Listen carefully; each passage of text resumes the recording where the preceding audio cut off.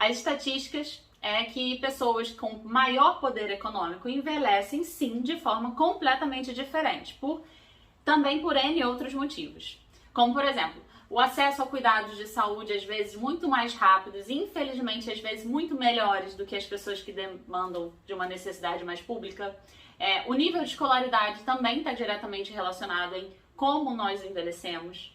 Então sim, para quem falou lá, mas eles, o Iron Maiden, estão assim porque são ricos. Sim, isso tem tudo a ver, tá?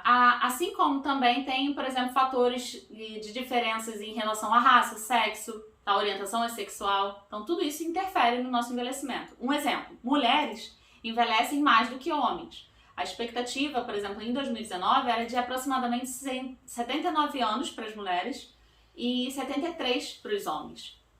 Então a mulher envelhece mais. Se a gente for fazer uma comparação dessa média de idade em alguns estados brasileiros, a gente vai ver que tem estado com uma diferença de 10 anos com menor renda per capita. Então, por exemplo, o que significa, né? Um estado que tem uma economia mais desenvolvida e tem uma população menor, ele tem uma expectativa, vou dar um exemplo de Santa Catarina, de aproximadamente até 80 anos, isso lá em 2019. E quando um estado como, por exemplo, Maranhão, chega a 71 anos, então é quase 10 anos aí de diferença. Isso tudo tem a ver com a questão econômica. Bom, então tem muita diferença, sim. E por isso que é importante falar que o envelhecimento também ele é um acontecimento social, por isso que a gente vê essa fala. Mas agora vem o puxão de orelha. Eu vou puxar a orelha assim. Gente, a estatística ela tá aí, mas isso não significa que ela define ou traça a sua vida. Lembra que a estatística ela é um retrato, uma tendência, e fala sobre a probabilidade daquela porção de população, ou enfim, daquele cenário. E não define o futuro. Como assim?